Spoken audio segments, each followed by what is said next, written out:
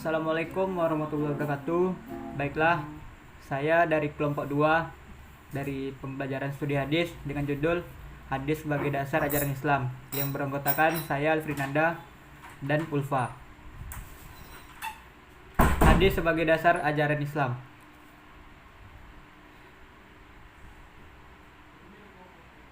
A. Kedudukan hadis sebagai sumber hukum Islam, yaitu untuk mengetahui sejauh mana kedudukan hadis sebagai sumber hukum Islam dapat dilihat dalam beberapa dalil seperti berikut. Yang pertama yaitu ada di dalam Al-Quran.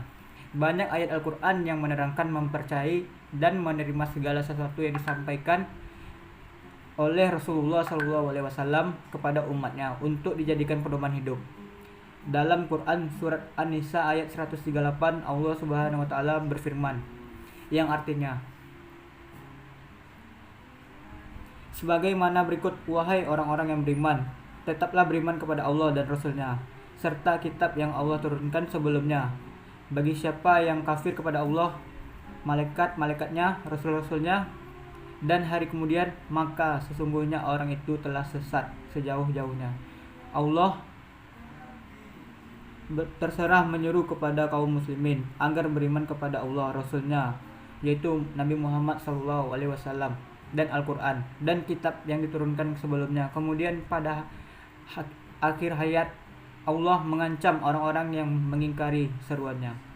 Selain memerintahkan umat Islam agar percaya kepada Rasulullah SAW, Allah juga menyerukan agar umatnya mentaati segala bentuk perundang-undangan dan peraturan yang di bawahnya, baik berupa perintah maupun larangan.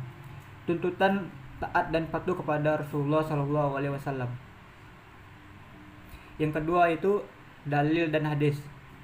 Dalam salah satu pesan Rasulullah SAW berkenaan dengan kewajiban menjadikan hadis sebagai pedoman hidup di samping Al-Quran sebagai pedoman umatnya, yang maknanya menunjukkan kepada kita bahwa berpegang teguh kepada hadis atau menjadikan hadis sebagai pegangan dan pedoman hidup adalah wajib sebagaimana wajibnya berpegang teguh kepada Al-Quran. Yang ketiga yaitu kesepakatan ulama atau ijma.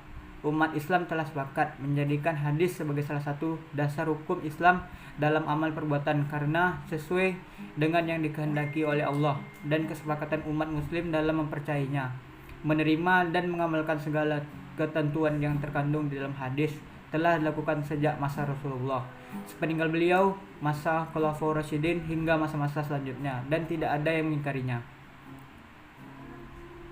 Baiklah, pembacaan presentasi selanjutnya akan dibacakan oleh Ulfa.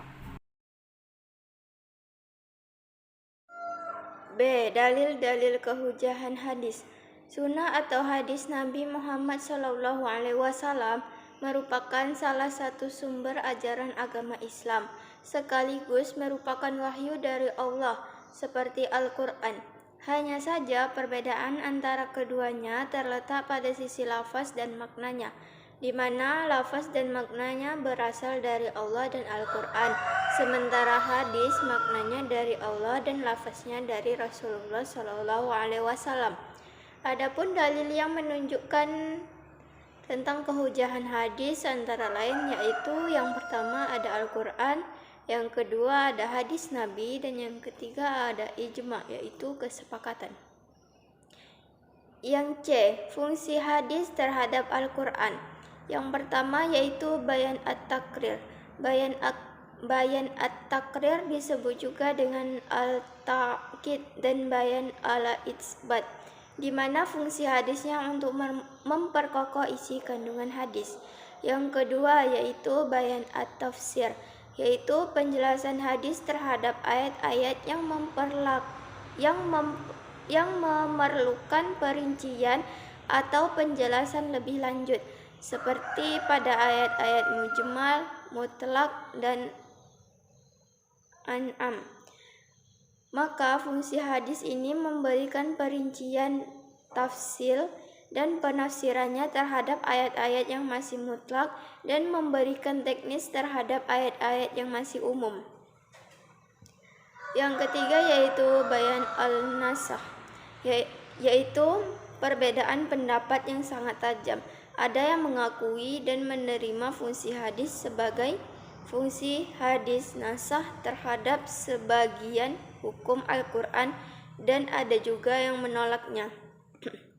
Di antara para ulama yang membolehkan adanya nasah hadis terhadap Al-Quran juga berbeda pendapat dalam macam hadis yang dapat dipakai untuk nasahnya. Dalam hadis ini terbagi menjadi 3 kelompok. Yang pertama yaitu membolehkan menasah Al-Quran dengan segala hadis meskipun dengan hadis ahad. Yang kedua yaitu membolehkan menasah dengan hadis tersebut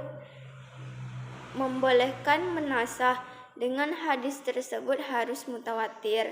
Yang ketiga yaitu ulama membolehkan menasah dengan hadis masyhur tanpa harus dengan hadis mutawatir.